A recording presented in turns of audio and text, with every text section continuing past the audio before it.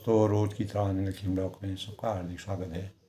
सबके मंगल भविष्य की कामना के साथ बड़ों को मेरा नमस्कार, छोटों को मेरा आशीर्वाद। मैं ठीक हूँ, आशा करता हूँ कि आप ठीक होंगे। रामचरितमानस के बाल कांड के प्रसंग में सीता जी और राम जी की जोड़ी ऐसी सुशोभित हो रही थी जब मर्यादा पुरुषोत्तम भगवान राम जी ने शिव जी के धनुष को तोड़ करके जनक और सीता और प्रजा के संकट से मुक्त करके और जनक नगरी के सौहार्दपूर्ण वातावरण के परिवेश को देखते हुए भगवान राम और सीता की जोड़ी इस प्रकार से सुशोभित हो रही है कि मानो सुंदरता और श्रृंगार रस एकत्र हो गया हो। और सखियाँ आपस में, जब सीता जी की सखियाँ आपस में विचार विमर्श करती हैं, वार्ता करती हैं और सीता और राम के प्रसंग में चर्चाएं करती हैं, तो स्वामी के चरण, तब सीता जी से कहते हैं कि स्वामी के चरणों को छुओ, किंतु सीता जी अत्यंत भयभीत हो जाती है, क्योंकि भगवान राम ने जब अपने चरण स्पर्शों को, शिला को स्पर्श किया तो गौतम तीय गति सूर्य करी नहीं परसति पग पानी मन बिहसी रघुवंश मणि प्रीति अलौकिक जान।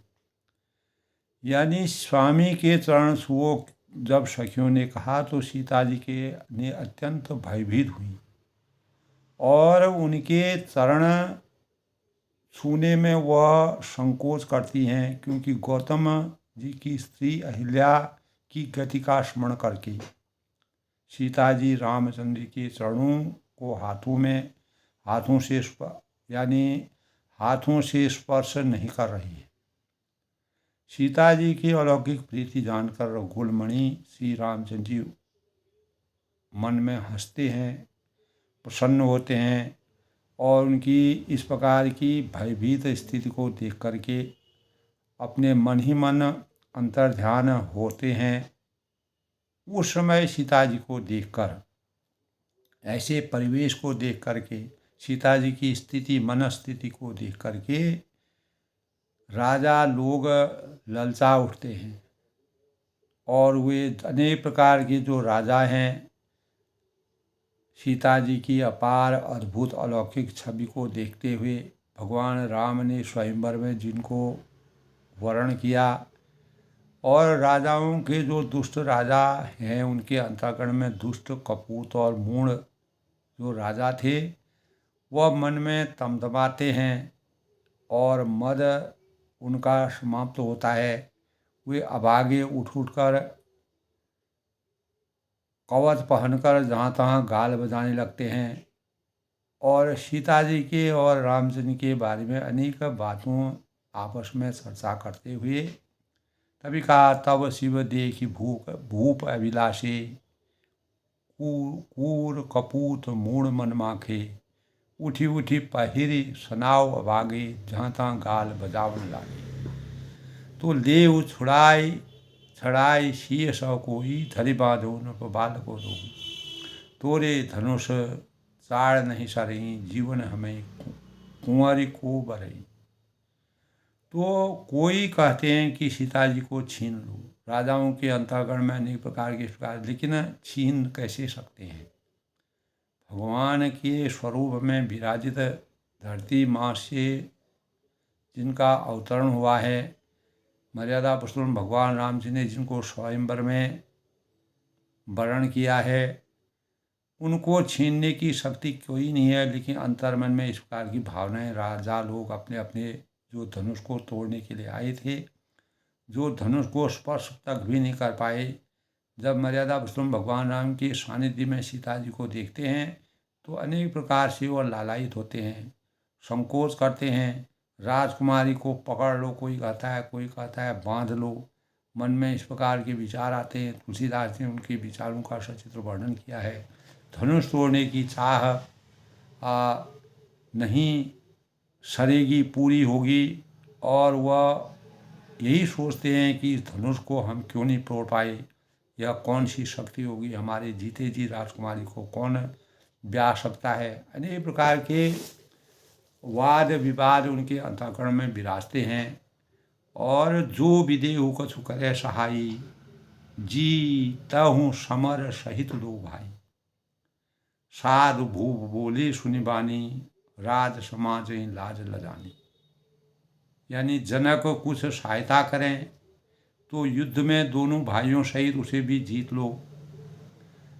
ये वचन सुनकर साधु राजा आपस में चर्चा करते हैं, तर्क वितर्क करते हैं, कुतर्क करते हैं, और वह निर्लज्ज हो जाते हैं। राज समाज को देख के तो लाज भी लगा गई। यानी बल प्रताप वीरता बढ़ाई, नाग पिना कहीं संग सिधाई।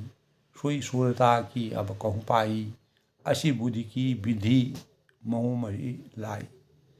यानी अरे तुम्हारा बल यानी प्रताप, वीरता बढ़ाई और नाक प्रतिष्ठा तो धनुष के साथ ही चली गई है, जब तुम धनुष को स्पर्श तक नहीं कर पाई।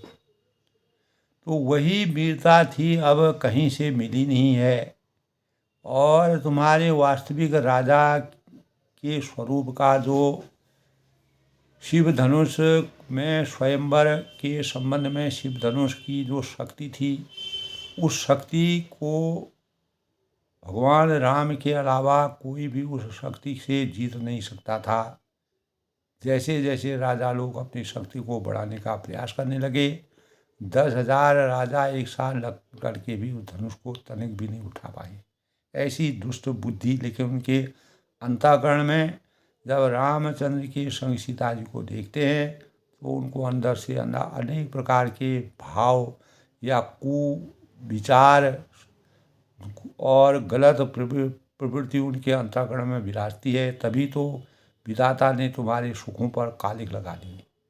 तब तुलसीदास जी ने कहा है कि जो जस करें तस फल चाखा, विश्व प्रधान विधि रचि राखा। तो भगवान ने सब रच रखा है, विधि के विधान के अनुसार सब कुछ होता है, और निज इच्छा करने से कोई फायदा नहीं है। देखूँ राम ही नयन भरी, तज ईर्ष्या मद को।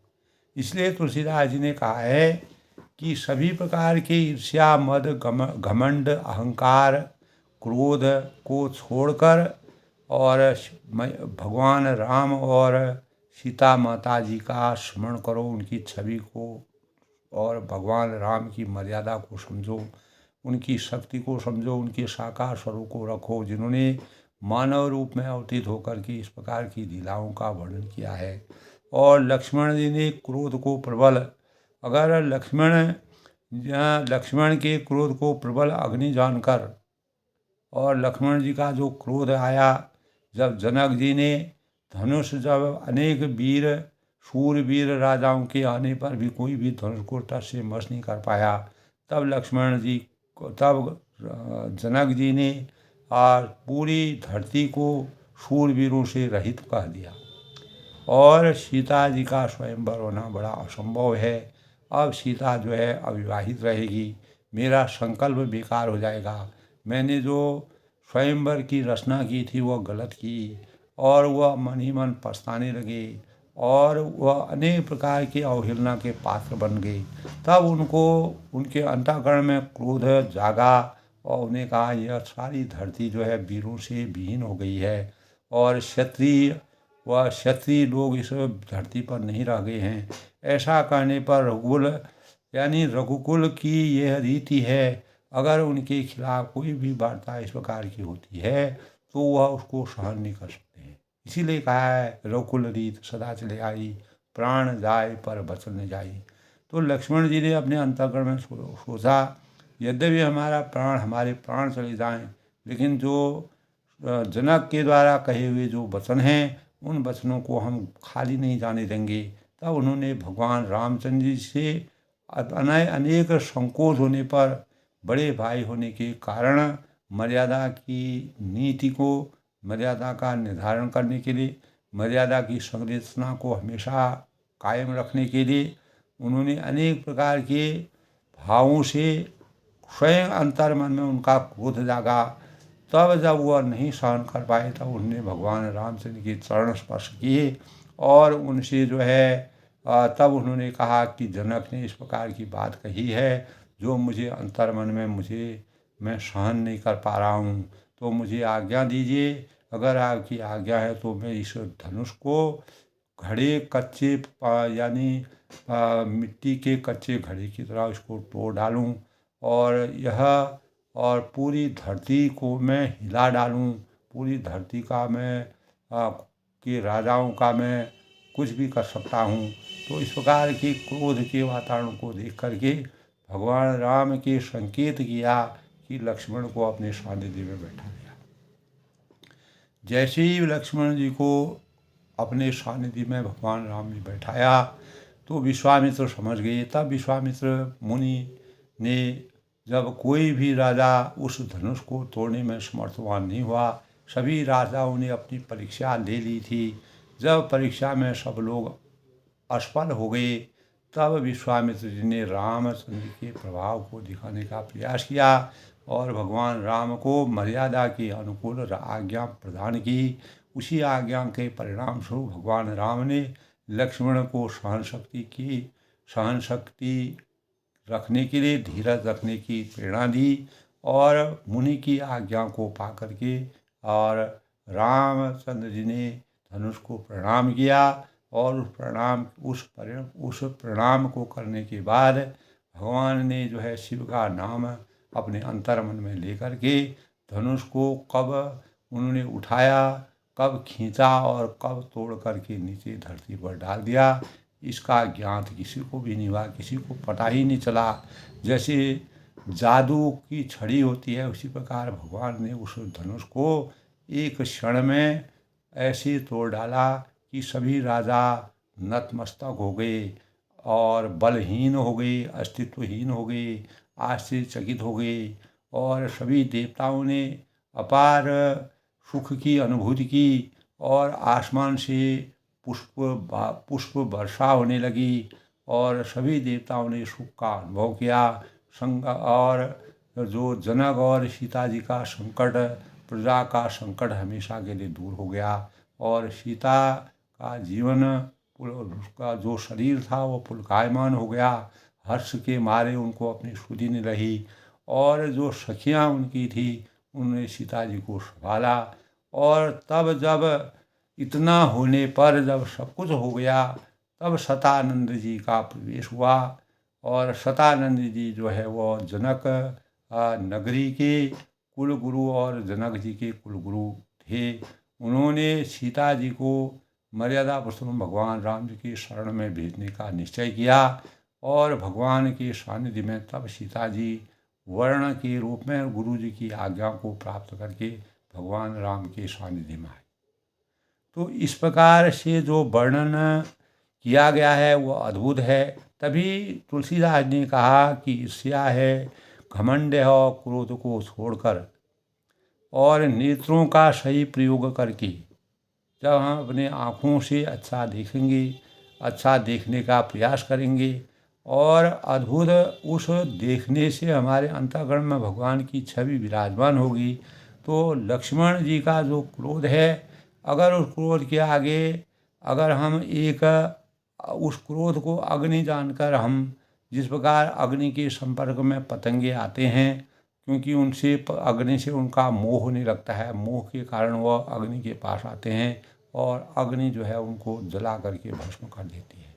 तो ऐसे स्वरूप से भगवान राम के वास्तविक स्वरूप का चिंतन करके, मनन करके, उनकी आराधना करके, उनकी साकारता को जान के, भगवान की प्रभुता को समझते हुए और इस रामचरितमानस में तुलसीदास ने जिस प्रकार का प्रसंग इस प्रकार स्वयंवर की रचना में भगवान राम की क्या भूमिका थी, उस भूमिका को सबको अपने अंतःकरण में विराजमान करके भगवान रामचंद्र की स्तुति करनी चाहिए, उनका नमन करना चाहिए, उनकी स्तुति करनी चाहिए और अपने जीवन को साकार बनाने में, कामयाब बनाने के भावों का संचार करना चाहिए। तभी हम जीवन को वास्तविक स्वरूप में ढाल सकते हैं। देवताओं की स्त्रियां, जब भगवान राम ने धनुष को तोड़ डाला तो देवताओं की स्त्रियां भी आपस में नाचती हैं, गाती हैं, बार बार हाथों से पुष्पों की अंजलियां छूट रही हैं और जहाँ तहाँ ब्राह्मण वेद ध्वनि कर रहे हैं। चारों वेदों का अध्ययन हो रहा है। भाट लोग बिरदावली या कुल कीर्ति का बखान करते हैं। रघुकुल की कीर्ति का बखान करते हुए पृथ्वी, पाताल, स्वर्ग तीनों लोकों में यश फैल रहा है, मर्यादा फैल रही है। श्री रामचंद्र ने धनुष तोड़ दिया और सीता जी का वर्ण कर लिया। नगर के नर नारी आरती कर रहे हैं, पूजन कर रहे हैं, स्तुति कर रहे हैं, नमन कर रहे हैं और अपनी पूरी हैसियत के साथ, पूरी सामर्थ्य को भगवान के शरण में लगा करके निछावर कर रहे हैं, भगवान का निसार कर रहे हैं। सीता जी रामचंद्र की जोड़ी को ऐसे सौहार्दपूर्ण जोड़ी और इस प्रकार के वास्तविक जोड़ी को सुशोभित हो रही है, मानो सुंदरता और श्रृंगार रस जो है एकत्र हो गया हो। तुलसीदास जी इस प्रकार का वर्णन किया है। श्रृंगार रस और सुंदरता का परिवेश जनक नगरी में आसीन हो गया है। सखियाँ आपस में कहती हैं, हे सीते, स्वामी के चरण छो। किंतु सीता जी अत्यंत भयभीत होती है, क्योंकि गौतम जी की अहिल्या की गति का स्मरण करके, जब भगवान राम ने त्रेता युग में जन्म लेकर के और गौतम मुनि द्वारा दिए गए श्राप के परिणाम स्वरूप उनकी धर्मपत्नी अहिल्या जी शिला के रूप में अवतरित हो गई। तब भगवान रामचंद्र के स्पर्श करते स्वयंवर में जाते समय रास्ते में वह शिला मिली। तब जो गौतम जी ने उनको जो श्राप दिया था, उसी श्राप के परिणाम भगवान का अवतरण मानव रूप में होकर के उनके स्पर्श से और अहिल्या नारी के रूप में अवतरित हुई और उनको मोक्ष की प्राप्ति हुई। तो इस प्रकार के वर्णन से, अद्भुत वर्णन जो तुलसीदास ने किया है, यह हमारे जीवन के लिए एक प्रेरणा के स्वरूप में है। तो दोस्तों, ये कल के प्रसंग की बातें ही आज के प्रसंग में सबसे पहले आज के शुभ पंचांग के भावों की बात करते हैं।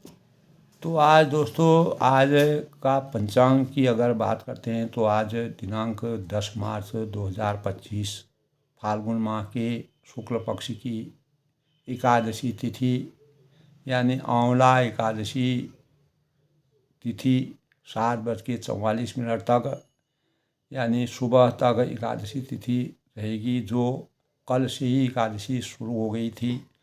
और उसके बाद जो है 7:44 के उदया तिथि के अनुसार यानी एकादशी का व्रत आज ही मनाया जाएगा और फिर द्वादशी तिथि का प्रारंभ हो जाएगा। शोभन योग 1:56 तक, अतिगंड योग 1:56 से 1 यानी अगले दिन 1:17 तक। पुष्य नक्षत्र जो है 12:51 तक है। सूर्य जो है आज कुंभ राशि में प्रवेश करेंगे और चंद्रमा जो है कर्क राशि में प्रवेश करेंगे। आज के शुभ मुहूर्त की बात करें तो अभिजीत मुहूर्त 12:13 से 1 बजे तक और अमृत काल आज का दोस्तों शाम को 6:12 से 7:52 तक और ब्रह्म मुहूर्त आज का दोस्तों 5:07 से 5:55 तक। और आज के राहु काल की बात करें, जिसके दौरान किसी भी शुभ कार्य को करना वर्जित माना गया है, 8:12 से 9:40 तक राहु काल रहेगा, जिस दौरान कोई भी शुभ कार्य करना, शुरुआत करना मना ही है। सूर्य उदय आज दोस्तों 6:36 तक सूर्य उदय होंगे और 6:26 तक सायं को सूर्य अस्त हो जाएंगे। और आज दोस्तों, जैसे कि हम जानते हैं कि आंवला यानी अमल की एकादशी यानी गोविंद द्वादशी, रंग भरी द्वादशी एकादशी भी इसको कहा जाता है। और शिव पार्वती की पूजा का विधान इस दिन माना गया है। आंवल की एकादशी घर में सुख शांति और की द्योतक होती है। आर्थिक समृद्धि की द्योतक के रूप में मनाई जाती है।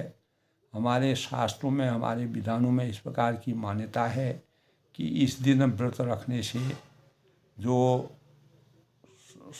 समस्त जो मानव जीवन में किए हुए कोई पाप होते हैं तो वह पूर्ण रूप से नष्ट हो जाते हैं। और इस दिन आंवले की वृक्ष के नीचे बैठकर भगवान विष्णु और माँ लक्ष्मी की पूजा करने का विधान है। और अक्षय पुष्प की पुण्य की प्राप्ति होती है और सभी पापों के का अंत, और साथ में विष्णु भगवान की पूजा। और काशी में इसे रंग भरी एकादशी भी कहते हैं। तो इस दिन धन और आंवले, पीली चीज़ें और फल, वस्त्र दान करना चाहिए। और ज़रूरतमंद जो लोग होते हैं, गरीब होते हैं, दीनहीन होते हैं, उनको दान करना शुभ फलदायी माना गया है। सौभाग्यवर्धक और आंवला एकादशी को शास्त्रों में श्रेष्ठ नदियों गंगा के समान पवित्र माना गया है। तो भगवान विष्णु की पूजा व्रत करने से घर में सुख समृद्धि की प्राप्ति होती है, पापों का अंत हो जाता है, मोह माया बंधन जीवन में समाप्त होते हैं और मोक्ष की प्राप्ति के कारक के रूप में आंवला एकादशी का व्रत ध्यान स्तुति मनन करने से, भगवान विष्णु और माँ लक्ष्मी की पूजा करने से जीवन में अनेक प्रकार के शुभ भावों का संचार होता है। यह पूजा सुबह नित्य स्नान करके, जल्दी स्नान करके, ध्यान करके और दीप प्रज्वलित करके भगवान विष्णु को गंगा जल से अभिषेक करना चाहिए। विष्णु भगवान को फूल और तुलसी दल अर्पित करना और व्रत में भोग लगाना अति शुभ फलदायक माना गया है। भगवान की आरती, विष्णु भगवान और लक्ष्मी की आरती उतारी जाती है।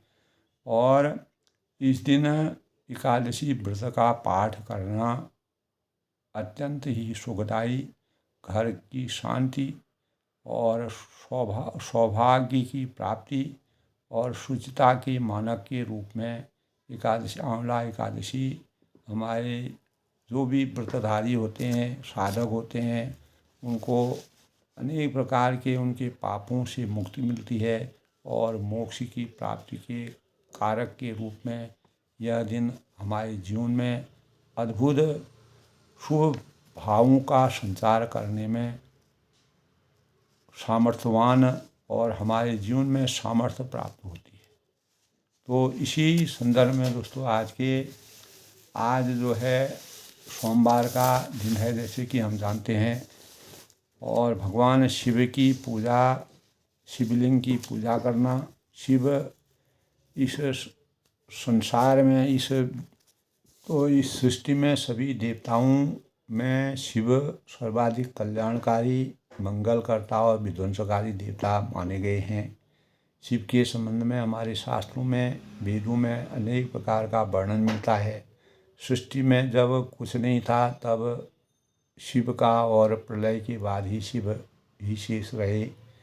शिव अनादि और अनंत कहे जाते हैं। सृष्टि का प्रारंभ शिवलिंग की स्थापना से हुआ है, ऐसा हमारे शास्त्र कहते हैं। और सुंदर यानी सृष्टि में सत्य ही शिव है, शिव ही सुंदर है, सुंदर वस्तुएं ही गायी है। तो शिव को ही ग्रंथ पुराणों में ब्रह्मा के नाम से संबोधित किया जाता है। उपनिषदों में एक स्थान पर लिखा है, तमीश्वराणां परम महेश्वरं, तमीश्वराणां परम महेश्वरं, तम देवतानां परं च देवतां, पतिं पतीनां परं प्रसादात् चिदाम देवम भूमि समीड्यम। सृष्टि में जब कुछ नहीं था, अर्थात शून्य व्यापक था, उस समय ब्रह्मांड में केवल अंधकार फैला हुआ था। शिव ही सूर्य की उत्पत्ति कर दिन और रात की रचना करके ब्रह्मा कहलाए थे। शिव सृष्टि के ब्रह्म हैं। ब्रह्मा और विष्णु के साथ शिव का नाम कल्याणकारी माना गया है। लेकिन शिव इंद्र आदि देवताओं से भी उच्च देवता माने गए हैं और शिव महान हैं। उन्होंने मानव ही नहीं देवताओं की सुरक्षा के लिए विषपान भी किया था समुद्र मंथन के समय। और सुर और असुर में भयंकर युद्ध प्रारंभ होने के बाद शिव ने विषपान करके देवताओं की विपत्ति से मुक्त किया था। ऐसा कल्याणकारी कार्य कोई और देवता नहीं कर सकते थे। ऐसा कल्याणकारी कार्य करके शिव जी ब्रह्मा और विष्णु से भी अधिक पूजनीय माने गए। तो शिव सुर असुर दोनों में ही पूजनीय देवता हैं। इसीलिए मर्यादा पुरुषोत्तम भगवान रामचंद्र जी रामेश्वरम में जब रावण का वध करने के बाद उनको विजय प्राप्त की, तब दशमी के दिन जब उनको विजय प्राप्त हुई, विजयादशमी के दिन, तब उसी के उपलक्ष्य में उन्होंने रामेश्वरम में शिवलिंग की स्थापना की। और आज भी रामेश्वरम में वह शिवलिंग की स्थापना और पूजा अर्चना लोग करते हैं। प्राचीन वेद ग्रंथों में आदि शिव का विस्तृत वर्णन मिलता है। शिव को महान कहा गया है। अनेक नामों से भगवान शिव को पूजा जाता है। महेश्वर है, नटवर है, चंद्रशेखर है, गंगाधर, नागेंद्राय, आराय है, कैलाशपति है, मृत्युंजय है, पशुपति है, हरिहर है, महादेव है, त्रिलोकनाथ है, रुद्र है और अर्धनागेश्वर है, उमापति है, शंकर है। अनेकों और देवों के देव महादेव शिव के पर्यायवाची अनेकों प्रकार के नाम हैं। तो शिव अपनी महानता का कारण संपूर्ण भारत में ही नहीं, विश्व के अनेक देशों में भी शिव की उपासना की जाती है। विश्व में शिव की पूजा सबसे प्राचीन और मंगलकारी कही गई है। शिव को सगुण और निर्गुण दोनों रूपों में पूजा जाता है। शिव की पूजा शिवलिंग की मूर्ति व शिवचित्र रख करके संपन्न की जाती है और पार्थिव पूजा करके शिव मनोवांछित फलों की प्राप्ति के द्योतक के रूप में परम ब्रह्म कहे जाते हैं। ओम त्र्यंबकं यजामहं सुगंध्यं पुष्टिवर्धनं उर्वारुकमिव बंधना मृत्योर्मोक्षी मामृतम्। इस जप को करने से भगवान शिव प्रसन्न होते हैं। शिव को पूजा संकटों से सुरक्षा करती है। शिव की पूजा आराधक को दीर्घ आयु की प्राप्ति होती है। कुंवारी कन्याओं को अच्छे वर की प्राप्ति होती है। सुहागिन जो स्त्रियाँ होती हैं उनके पति की दीर्घ उम्र की कामना के लिए मनोवांछित फलों की प्राप्ति होती है। शिव की पूजा रत्न है, भूषण है, धन धान्य और चंदन का लेप करके बेलपत्र चढ़ाने पर फल फूल मदार के पुष्प सफ़ेद फूल भगवान को अर्पण करने चाहिए। और भोले भंडारी शिव सभी तरह के अनेक प्रकार के फल भगवान शिव पर अर्पण करने चाहिए। धतूरा है, भांग है, इत्यादि चीज़ों को भगवान शिव यानी का और बेल जो है वो भगवान शिव को अर्पित करनी चाहिए, जिससे भगवान शिव प्रसन्न होते हैं और आराधक का कल्याण होता है। इस प्रकार भगवान शिव की आराधना करने से हमारे जीवन के अनेक कष्टों के अंत के साथ जीवन सुखदायक और शांति का आभास हमारे जीवन में होता है। इसीलिए घर परिवार सुख समृद्धि और दीर्घ आयु के लिए शिव की पूजा महत्वपूर्ण मानी गई है, क्योंकि भगवान शिव के एक श्लोक के अनुसार शिव बुद्धि, कामना, शक्ति और क्रिया की दृष्टि से कल्याणकारी माने गए हैं। नतस्त कार्यं कारणं च विद्यते, नतस्त कार्यं कारणं च विद्यते, न तत्सम चाभ्यधिकक्ष्य दृश्यते, परास्य शक्तिर्विवृद्धेव सूयते, स्वाभिविकी ज्ञान बल क्रिया च। शिव अनादि और अनंत इसलिए कहते हैं, उनकी तुलना सृष्टि के किसी भी देवता से नहीं की जाती। इसलिए शिव अद्वितीय हैं, अतुलनीय हैं, अनुपम है। इस प्रकार पुराणों में शिव की पूजा अर्चना के लिए रुद्र सूक्त, पुरुष सूक्त आदि का वर्णन किया गया है। तो इस प्रकार दोस्तों रामचरितमानस में भगवान रामचंद्र ने भी शिव की आराधना करके अनेक प्रकार के शुभ भावों का, तब कहते हैं शिव बिरंची मोहि भक्त न भावा, भगवान राम खुद कहते हैं। तो आज के प्रसंग की अगर बात करते हैं दोस्तों, जब भगवान राम ने और शिव धनुष को तोड़ करके जनक और सीता जी और सभी जनकवासियों के कष्टों से मुक्ति प्राप्ति की, तब ईर्ष्या घमंड क्रोध छोड़कर सभी राजाओं ने जो धनुष को स्पर्श नहीं कर पाए, तो तुलसीदास ने इस प्रकार का वर्णन किया है कि सबको छोड़ करके भगवान राम का स्मरण करिए, और लक्ष्मण जी के जो क्रोध करोगे, क्रोध जो है वो अग्नि जानकर उसमें जो जिस प्रकार पतंगे अग्नि से मोह करके अपने अस्तित्व को समाप्त कर देते हैं, उसी के बाद क्रोध भी हमारे जीवन में हमारे अस्तित्व के लिए बहुत ही हानिकारक होता है। तो सब कुछ त्याग करके भगवान देखो राम नयन भरी तज ईर्ष्या मधु को, भगवान के साकार स्वरूप को देखो, विचारो, समझो और अपने अंतःकरण में बाहीकरण और अंतःकरण से भगवान का नाम स्मरण करो, वही परम शक्तिशाली है। दीन ते बलि जिमि चहु कागू, जिमि ससु चह नागरि भागो, जिमि चह कुशल कारण को ही सब संबदा चह शिव जो। जैसे गरुड़ का भाग कौवा चाहे, सिंह का भाग खरगोश चाहे, और बिना कारण ही क्रोध करने वाला अपने कुशल चाहे, तो शिव जी के विरोध करने वाला सब प्रकार की सम्मति चाहे।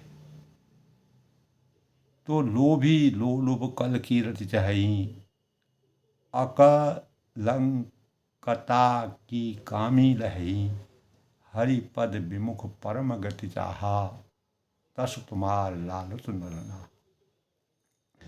यानी लोभी लालची सुंदर कीर्ति चाहिए, कामी मनुष्य निष्कलंकता चाहे तो क्या पा सकता है, और जैसे हरिपद विमुख परम गति चाहा, श्री हरि के चरणों के विमुख मनुष्य परम गति मोक्ष चाहता है कि तस तुम्हार लालच नरनाहा। तो हे राजाओं, सीता के लिए तुम्हारा लालच भी वैसा ही व्यर्थ है। तो कोई भी राजा भगवान रामचंद्र जी के लिए सीता की उत्पत्ति हुई है, उनका अवतरण हुआ है, और जो राजा अपने अंतःकरण में विषाद करते हैं, अनेक प्रकार की तर्क वितर्कों को सोचते हैं, सीता जी को पाने का ध्यान करते हैं, उनको अपने मन को बदलना पड़ेगा। और लोभी लालची सुंदर कीर्ति चाहे, कामी मनुष्य निष्कलंकता चाहे, क्या पा सकता है। जैसे श्री हरि के चरणों के विमुख जो होता है, वह मनुष्य परम गति मोक्ष चाहता है। और हे राजाओं, सीता के लिए तुम्हारा लालच करना वैसे ही व्यर्थ है, निरर्थक है। कोलाहल सुनि शिव सकानी, सखी लवाई गई जहाँ रानी। तुलसीदास ने बहुत ही सुंदर वर्णन किया है। राम स्वभाव चले गुरु पाही, शिव सनेव बरनत मन माही। और कोलाहल सुनकर और सीता जी की शंकित हो गई, इस प्रकार का परिवेश देखकर वह सखियाँ उन्हें वहाँ ले गई जहाँ रानी सीता जी की माता थी, सुनैना थी। और श्री राम जी रूपी मन में सीता जी राम स्वभावे चले गुरु पाही, सीता जी के प्रेम का बखान करते हुए स्वाभाविक चाल से गुरु के पास सीता जाती हैं। रानिन सहित सोच भर सिया, रानियों सहित सीता जी दुष्ट राजाओं के दुर्वचन सुनकर, जो राजाओं में अनेक प्रकार की खलबली मची हुई थी, सोच के वश में पड़ गई कि न जाने विधाता अब क्या करने वाला है। अब धूम विधि काह कर करनिया। भूप वचन सुनी इत उत्काई। राजाओं के वचन इस प्रकार के अमर्यादित वचनों को सुन करके लक्ष्मण जी इधर उधर ताकते हैं, देखते हैं, विचारते हैं, किंतु लखन राम डर बोल न सकहीं। किंतु रामचंद्र की डर के कारण मर्यादा का उल्लंघन न करने की वजह से लक्ष्मण जो है कुछ भी कहने में संकोच करते हैं, क्योंकि भगवान राम के आगे लक्ष्मण नहीं बढ़ सकते हैं। डर से कुछ भी बोलने में समर्थनवान नहीं हो सकते हैं। अपनी जनक की बातों से, जनक राजा की बातों को सुन करके जब लक्ष्मण जी को क्रोध आया, तो भगवान राम की डर के मर्यादा के अनुकूल रहने पर के लिए वह कुछ भी नहीं कह पाए, जब तक भगवान रामचंद्र जी ने मुनि विश्वामित्र की आज्ञा प्राप्त नहीं की। अरुण नयन भ्रुकुटी कुटिल, क्योंकि रघुवंश की यह प्रकार की रीति है, मर्यादा है। अरुण नयन भ्रुकुटी कुटिल, उनके नेत्र सा यानी लाल और भौहें टेढ़ी हो गई। चित्तवत नृपन सकूप, और वे जो राजा उल्टी सुल्टी इधर उधर तर्क वितर्क की बातें कर रहे थे, उनकी बातों को सुन करके लक्ष्मण जी ने राजाओं की ओर देखने लगे, और माना ऐसा लग रहा था कि मनो मत गज गज नन निरखी। जैसे हाथियों का झुंड देखकर सिंह के बच्चे को जोश आ जाता है। जब बहुत से हाथियों का झुंड होता है, उसमें सिंह का बच्चा रहता है, तो वह अपनी शीरता को दिखाने के लिए जो क्रोध और जोश उसको आता है, वही भाव जो है लक्ष्मण जी के अंतःकरण में यानी हाथियों के झुंड रूपी राजा और राम रूपी सिंह या लक्ष्मण रूपी सिंह को देख करके उनकी ऐसी दशा हो रही है। खर भरु देख विकलपुर नारी, खलबली देखकर जनकपुरी की स्त्रियां व्याकुल हो जाती हैं। सब मिली दे महीपन गाई, और सभी लोग मिलकर के राजाओं की जो कुतर्क करते हैं, उनको देख करके उनको गाली देते हैं। ते अवसर सुनी शिव धनु भंगा, उसी मौके पर शिव जी के धनुष का टूटना सुनकर आय सुन भृगुकुल कमल पतंगा, भृगुकुल रूपी कमल के सूर्य परशुराम जी का प्रवेश हो जाता है, क्योंकि वह शिव जी के परम भक्त थे। शिव जी के भक्ति के कारण उन्होंने अपना सारा जीवन जो है उसी में समर्पित कर दिया था। परशु के राम थे, वह हमेशा फरसा अपने हाथ में रखते थे। जब शिव जी के धनुष की टंकार और आवाज़ सुनी तो परशुराम जी क्रोधित हो गए। देख महीप सकल सकुचाने, बाज झपट जन लवा लुकाने। उन्हें देखकर सब राजा संकुचित हो गए, और ऐसा लगने लगा कि मानो बाज के झपटने पर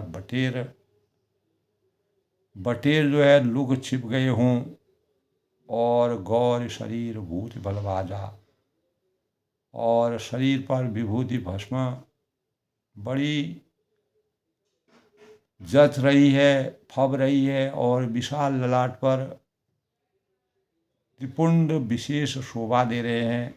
परशुराम की शोभा है। भगवान शिव के अपार भक्त हैं, अनन्य भक्त हैं। उनका स्वरूप है जटा शीश जटा शशि बदन सुहावा, सिर पर जटाएं हैं। सुंदर मुखचंद्र क्रोध के कारण वह तमतमाए हुए हैं, क्रोधित हैं। लाल चेहरा उनका हुआ है।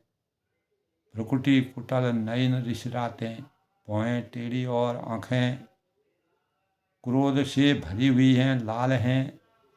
सहजों चितवन मनो रिसाते, सहज ही देखते हैं तो भी ऐसा जान पड़ता है कि मानो क्रोध कर रहे हों। अगर वह आसानी से भी देख रहे हों तो उनकी मुख मुद्रा इस प्रकार की थी कि उनको क्रोध आ रहा था। उनका स्वरूप इस प्रकार का था। भगवान शिव के परम भक्त थे। वृषभ कंद उर बाहु विशाला, बैल के समान ऊंचे और पुष्ट कंधे थे। परशुराम बड़े बलशाली थे, क्रोधी मुनि थे और चारु जनेऊ माल मृगशाला, छाती और भुजाएं विशाल थी। सुंदर यज्ञोपवीत वह धारण किए हुए थे। सेक्रेड थ्रेड जिसको कहते हैं, जो हमारे पवित्रता का सूचक माना जाता है। तो कटी रघुवंश की रीति के अनुसार, मर्यादा के अनुसार और संस्कारों के अनुसार भगवान परशुराम जो है वह, मुनि परशुराम जो है वह अपने अद्भुत छवि से सुशोभित थे। और कटी मुनि बसन तन दुई बांधे, कमर में मुनियों का वस्त्र बदकल और 2 तरकस बांधे हुए थे। धनुष बाण उनके साथ रहते थे और हाथ में धनुष और कर कुठार कल कांधे, और हाथ में धनुष बाण और सुंदर कंधे पर फरसा धारण किए हुए थे। तो शांत वेश करनी कठिनौ, बल न जाय स्वरूप, धरि मुनि तनु जन वीर रसु, आयुषु जन सब। शांत वेश करनी कठिनौ, शांत वेश है, करनी बहुत कठोर है, और धरि मुनि तनु जन वीर रसु, स्वरूप का वर्णन करने में तुलसीदास जी भी, उनके वास्तविक स्वरूप का वर्णन करने तुलसीदास भी संकोच करते हैं। ऐसा लगता है कि मानो रसु आयुषु जहाँ सब भूप, वीर रसु आयुषु जहाँ सब भूप, यानी वीर रस ही मुनि का शरीर धारण करके, पूरे शरीर ही ऐसा लगता कि पूरे शरीर में उनका एक एक अंग में जो है वीरता का, भाई वीरता की शूरता और वीरता के भावों का संचार था। जहाँ सब राजा लोग हैं वहाँ आ गए हों, और अनेकों राजा और भगवान राम, लक्ष्मण, विश्वामित्र और वशिष्ठ जी वहाँ पर हैं। तो शांत वेश करनी कठिनौ, वरण न जाय स्वरूप। शांत वेश है परंतु करनी बहुत कठोर है। स्वरूप का वर्णन करने में तुलसीदास जी भी समर्थवान नहीं है। इस प्रकार से परशुराम जी के वास्तविक शिव जी के अनन्य भक्त थे। ऐसा लग रहा था कि धरि मुनि तनु जनु वीर रसु, वीर रस ही मुनि का शरीर धारण किया।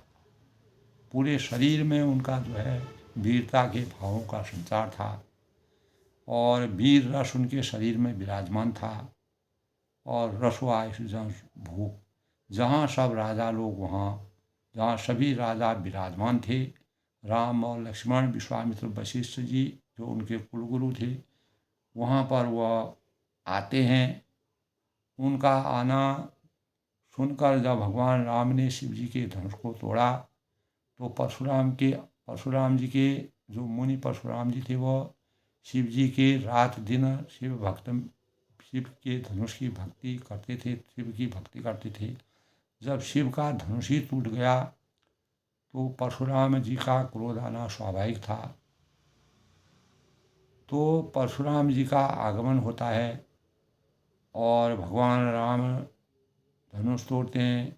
राजाओं की आपसी तर्क वितर्क अनेक प्रकार के भावों से राजा तमतमाते हुए पूरे दृश्य को देख रहे हैं। भगवान के साकार जो राजा नीति, मर्यादा और संस्कारों से अभिभूत हैं, वह भगवान को नमन कर रहे हैं, प्रणाम करते हैं। लेकिन कुछ राजा ऐसे हैं जो अमर्यादित रूप से वहाँ पर हैं और भगवान राम के द्वारा तोड़े हुए धनुष और सीता जी के बारे में अनेक प्रकार के अनर्गल बातें करके अपने चित्त को जला रहे हैं। ऐसे परिवेश में भगवान परशुराम जी को, मुनि परशुराम जी को भगवान राम से क्रोध नहीं था। मात्र शिव जी का धनुष कैसे टूटा इसके बारे में वो अनभिज्ञ थे, इसीलिए उनका क्रोध आना स्वाभाविक था। तब उन्होंने अपने आश्रम से जग करके इधर उधर देखा और तब वह स्वयंवर में वहाँ तक पहुँचे और वहाँ पहुँच कर के उन्होंने स्वयंवर की रचना देखी। तब राजा जनक और वशिष्ठ मुनि से वह पूछते हैं। तो आज के प्रसंग में दोस्तों परशुराम का आगमन के बाद अगला प्रसंग कल होगा।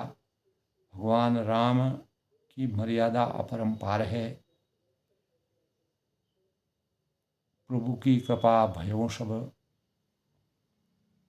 सब आजू जन्म हमार सुफल बाजू। तो प्रभु की कृपा भयों सब काजू जन्म हमार सुफल बाजू। ताको प्रभु कछु अगम नहीं जा पर तुम अनुकूल तब प्रताप बढ़वा नहीं जा सके। तो भगवान राम की ये लीलाएँ हैं।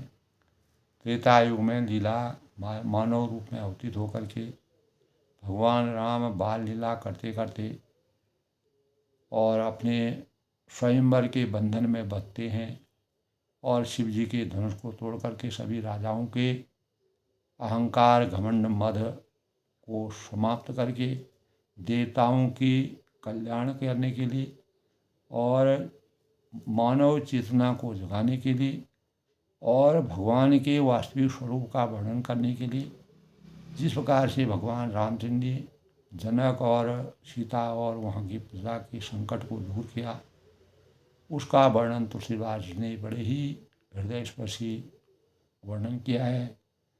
तो जय श्री राम के साथ आज के रामचरितमानस के प्रसंग की मैं अपनी वाणी को विराम देते हुए सबके मंगल भोज की कामना करता हूँ। इसी प्रकार रामचरितमानस का श्रवण करते रहें, अनुसरण करते रहें, अपने ज्ञान को बढ़ाएं, भगवान के प्रति आस्था के भावों का संचार करें और राममय जीवन बना करके अपने और अपने होने वाले जो मानव हैं, आगे की जो पीढ़ी है, उनको राममय बनाने के लिए भारत की भूमि को और पवित्रता के मानकों से सुसज्जित करने के भावों का संचार करें।